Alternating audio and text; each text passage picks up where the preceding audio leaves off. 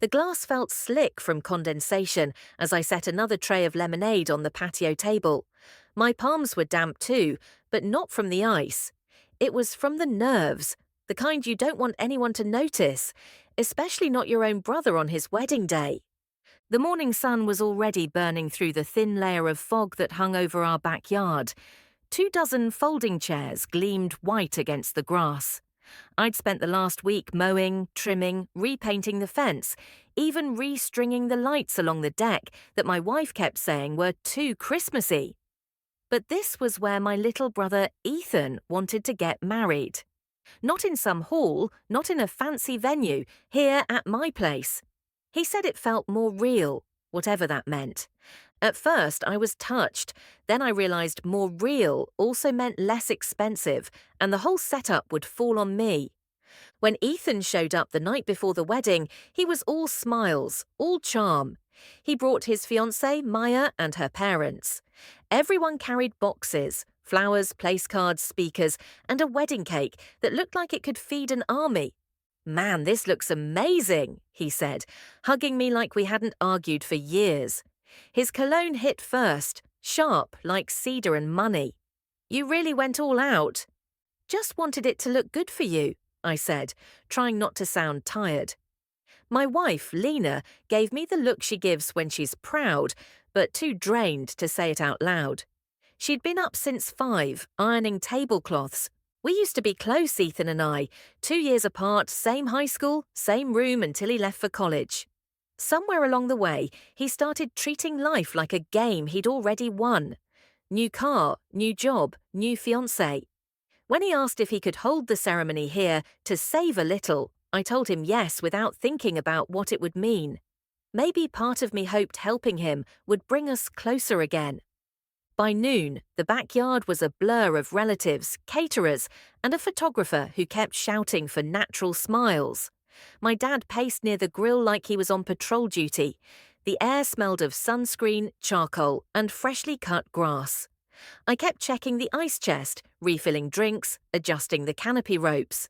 No one noticed me except Lena, who'd whisper, "You okay?" every half hour. When the ceremony started, everything slowed down. Maya looked beautiful, nervous but glowing.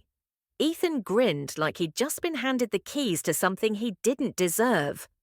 I stood off to the side, watching them trade vows under the arbor I'd built out of 2x4s from Home Depot. The whole thing creaked slightly in the wind, but it held. For a moment, it felt worth it.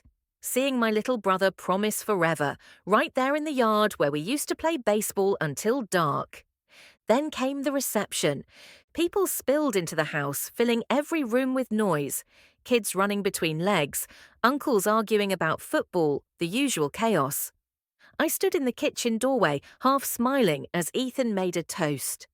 "To my brother Jake," he said, clinking his glass. "Without him, none of this would have been possible." Literally, because it's his house. Everyone laughed.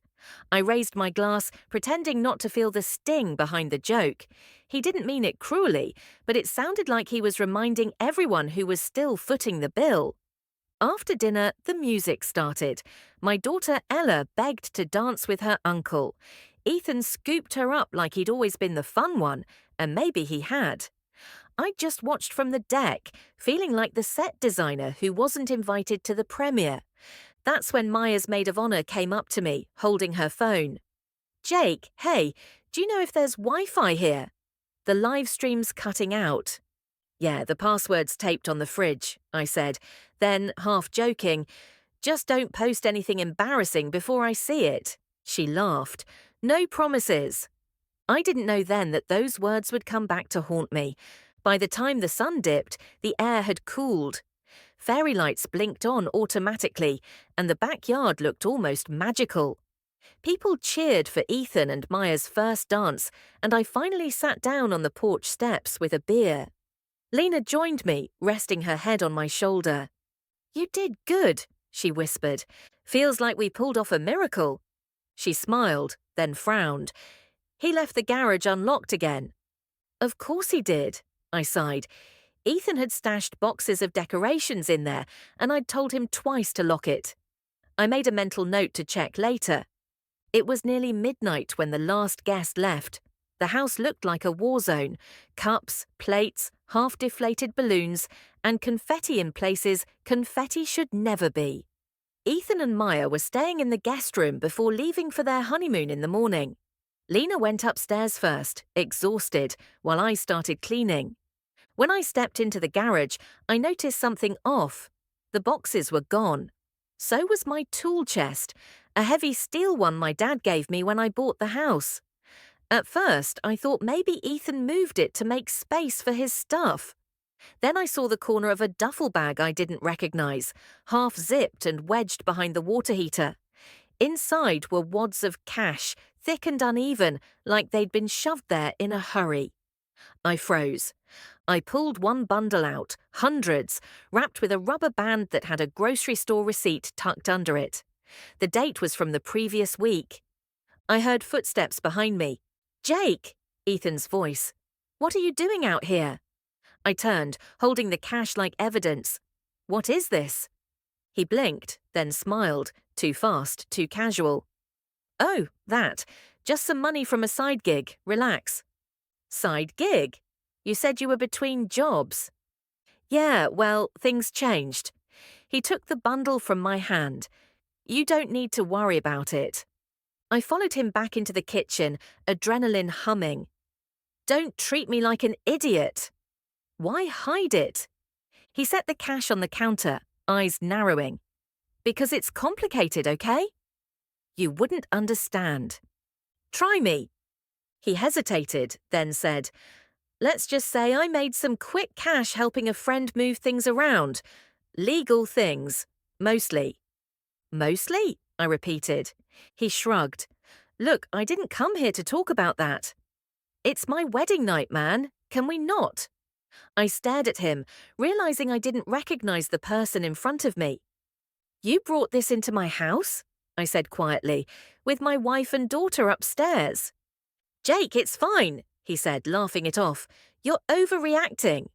I wanted to believe him, but the more he brushed it off, the more wrong it felt. I barely slept. Around 2 in the morning, I heard noises downstairs, soft thuds, a door creaking. I got up, heart pounding, and looked out the window. Ethan was outside by the garage, flashlight in hand, talking on his phone. His tone was sharp, hurried. I couldn't make out the words, just the tension in his shoulders. When I came down to check, the garage light was off again. The duffel bag was gone. By morning, Ethan and Maya were all smiles at breakfast. "Thanks again for everything, big bro," he said, patting my back. "We'll send postcards." "Yeah," I said, trying to match his energy. "You left the place spotless." He grinned. "That's a first." After they drove off, Lena looked at me. "You okay?" "You've been weird since last night." I told her about the cash, about the late-night call. She went pale. "Jake, do you think he's in trouble?" "I don't know," I said, "but if he is, we might be too." That afternoon, as I took out the trash, a black sedan pulled up in front of the house. 2 men in plain clothes stepped out. One flashed a badge. "Jacob Moore?" "Yeah, I'm Agent Lewis." "This is Agent Ward. We're looking for your brother, Ethan Moore. Is he here?" My throat tightened. "He left this morning." "What's going on?" Lewis glanced at a clipboard. "We just need to ask him some questions about a missing vehicle and a cash transfer." "You wouldn't happen to know where he might be headed?" I shook my head slowly. "No idea." They exchanged a look. "If he contacts you, give us a call," Lewis said, handing me a card. "It's important." After they left, I stood there for a long time, the card sweating in my hand. The air felt heavy again, like the moment before a storm. That night, Lena found something else. An envelope on the kitchen counter with my name written in Ethan's handwriting.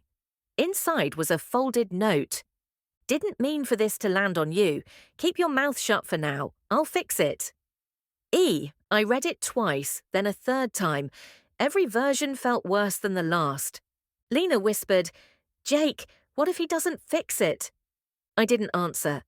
The backyard lights were still hanging out there, swaying gently in the dark. The same place he'd said his vows less than 24 hours ago. And all I could think was, what the hell did he drag me into? It was 7:48 on Sunday morning when the pounding on the door started. Not a polite knock, heavy, deliberate, enough to rattle the frame. I was halfway through pouring coffee when Lena called from upstairs. "Jake!" "Who's that?" I already knew. By the time I opened the door, Agent Lewis was standing on the porch again, sunglasses on, a notebook in hand.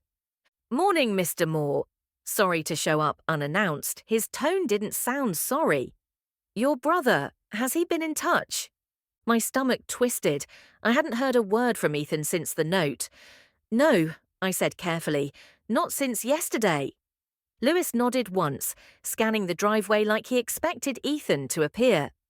"We believe he may be traveling with a woman, Maya Singh. They didn't board their scheduled flight this morning." Behind him, Ward was talking into his radio, eyes sweeping the yard. The same yard where we'd strung fairy lights and clapped for a wedding less than 2 days ago. The chairs were still stacked by the fence. The air smelled faintly of wet grass and smoke from the grill I hadn't cleaned. Lewis tucked a card into my palm again. "If he reaches out, even a text, you call me, immediately." When they left, I stood there barefoot, feeling the dew soak through my socks. Lena came down a minute later, hair still messy from sleep. "They were here again, weren't they?" "Yeah." She looked past me toward the garage. "Jake, maybe it's time you told them about the money." I wish I could say I did, but I didn't. Not yet. Something in me still wanted to believe Ethan had an explanation, that he'd show up, laugh it off, say it was a misunderstanding. Instead, silence. Hours turned into a day, then 2. By Tuesday, the wedding decorations looked sad. Drooping streamers, wilted flowers, half-deflated balloons rolling across the yard like ghosts of the party. Lena tried to take them down, but I stopped her. "Leave them for now," I said. "He might come back." She didn't argue, but her eyes said everything. On Wednesday morning, my phone buzzed while I was at work. Unknown number. "Jake, need help. Don't call cops, please." I stepped into the stairwell, my pulse hammering. "Where are you?" I texted back. No answer. Just 3 dots, then nothing. A few minutes later, another text. "Check Dad's old shed. Tonight. Alone." That was all. I left work early. The drive out to my dad's property took 40 minutes, narrow back roads lined with trees starting to turn red for fall. I hadn't been there since Dad passed. The shed was still there, half collapsed behind the house. As I pulled up, the first thing I saw was Ethan's car. The old grey Honda he'd driven in college. No license plate. He was inside, pacing, hair a mess, face pale. The moment he saw me, he shut the door behind me. "Jesus, Jake, you actually came," he said, voice cracking between relief and panic. "What the hell is going on?" I said. "Federal agents showed up at my door. Twice." He rubbed his hands through his hair, trembling. "I messed up. I thought I could handle it." "Handle what?" "The job." It wasn't just deliveries, like I said. He sat down on an overturned crate, eyes darting everywhere. "It started with moving electronics. Then it turned into other things." "What kind of things?" "Cash, phones, sometimes. Stuff people didn't want traced." I stared at him. "You were running contraband?" "Not like that." I didn't even know what half of it was. I just drove, picked up, dropped off, got paid. "How much money?" He hesitated. "Enough that walking away wasn't an option anymore." I felt sick. "You brought that into my house, during your wedding." He looked down. "I didn't have a choice. I was supposed to deliver something that night. When they showed up early, I hid the cash. I thought I could fix it after the honeymoon." "But you didn't go on the honeymoon." He shook his head. "They're after me." After us. Maya's scared out of her mind. "Where is she?" He hesitated again, then whispered, "Motel off Route 19, room 12. I exhaled hard, leaning against the wall. "Ethan, you need to turn yourself in." "I can't." "They'll destroy me. These guys aren't playing games, Jake." You're talking about criminals. He looked up. Worse. People who used to wear badges. I didn't know what to say. Outside, wind rattled the tin roof, carrying the smell of wet leaves and rust. Ethan looked like a cornered animal. Please, he said finally, just let me lay low for a couple days. Don't tell anyone, I'll make it right. I wanted to say no. Every instinct screamed to call Lewis. But then I remembered us as kids. Ethan scraping his knee, crying that he didn't want Dad to see. I'd covered for him then. Old habits die hard. 2 days, I said. Then you turn yourself in. He nodded, relieved. Thank you. You're saving my life, Jake. I drove home that night feeling like I'd swallowed a brick. Lena was waiting at the door. Where were you? I hesitated too long. Jake, don't lie to me. He's alive, I said. I saw him. Her eyes widened. And? He's in trouble. Bad trouble. Did you call the agents? I shook my head. Not yet. She stepped back like I'd hit her. You're protecting him. He's my brother. And what about us? Our daughter. You're putting us in danger for him. Her voice cracked, but she didn't yell. That was worse somehow. The quiet disappointment. I went to bed on the couch that night, staring at the ceiling, Ethan's words replaying in my head. These guys used to wear badges. The next evening, I went to the motel. Room 12, curtains drawn, door chained. When I knocked, Maya opened it halfway. Her eyes were swollen from crying. Jake, she whispered, he's not here. What do you mean? He said he was going to get something from the car, then he just never came back. The room smelled like coffee and fear. There was an open duffel bag on the bed, clothes, a passport, and a burner phone. On the screen, one text message from an unknown number. You shouldn't have run. My gut dropped. I grabbed the phone, scrolling through recent messages. Nothing else. Maya was shaking. They followed us. He said he'd meet someone who could make it disappear. Who? I don't know. Someone in the city. He didn't tell me. We spent the next hour calling hospitals. Nothing. I wanted to go to the police, but Maya begged me not to. If they find out I talked, they'll come after you too. When I finally drove home, it was past midnight. The house was dark except for the porch light.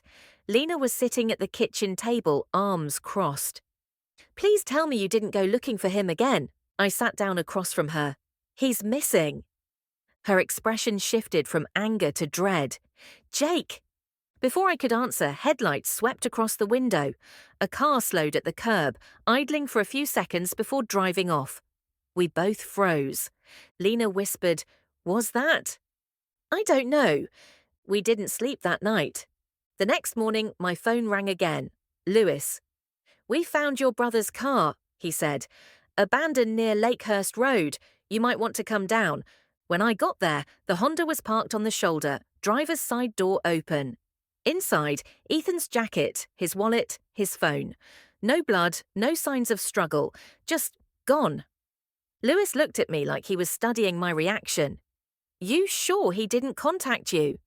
I met his eyes. He texted once. Asked for help. Did you help him? I swallowed. No, I didn't know where he was. He held my gaze a few seconds longer than comfortable, then nodded slowly. If you think of anything, call me. As I turned to leave, I noticed something wedged between the seat and the console, a small metal key wrapped in tape. I pocketed it before anyone saw. Back home, I locked myself in the garage and peeled the tape off. The key had a number etched into it, 47B, looked like a storage unit key. I remembered Ethan once mentioning renting a unit near the industrial park. I drove there after dark, heart pounding the whole way. Unit 47B was at the end of the row. I slid the key in and turned. Inside were stacks of boxes, a folding chair, and a cheap plastic table. On it, more cash, a laptop, and a black ledger with names, dates, and transaction codes. At the bottom of one page, circled twice, Lewis. My breath caught. The same Lewis who'd been showing up at my door. That's when I heard the crunch of gravel behind me. A flashlight beam cut through the dark. "Evening, Jake," a voice said. Lewis's voice. "You shouldn't be here." I froze. "You're part of this." He stepped closer, hand near his jacket. "Let's not make this complicated." "Where's Ethan?" "I don't know," I said. "You tell me." He sighed. "Wrong answer." He reached for his gun, but before he could, another light flared from the side. "Drop it," another voice shouted. Ward. Only this time his badge was aimed at Lewis. What happened next blurred. Shouting, the gun clattering to the floor, Lewis on his knees, Ward cuffing him while reciting something I couldn't even process. When it was over, Ward turned to me. "Your brother was right. We've been tracking Lewis for months. He was running a laundering operation under the bureau." Ethan stumbled onto it. I exhaled, shaking. "Where is he?" Ward hesitated. "We don't know. But he's not in custody. Days passed. The news said nothing. Lewis was under investigation. Maya left town. The backyard finally looked normal again, though I couldn't walk through it without feeling like someone was missing. Then, one evening, an envelope arrived in the mail. No return address. Inside was a photo. Ethan standing on a pier somewhere tropical, holding up a newspaper dated 3 days earlier. On the back, in his handwriting, "Told you I'd fix it. Take care of them for me. E." I stood there on the porch, wind tugging at the corners of the photo, and for the first time since that night, I actually laughed. Not because it was funny, but because it was the only thing that made sense. He'd vanished the same way he'd lived, halfway between trouble and freedom.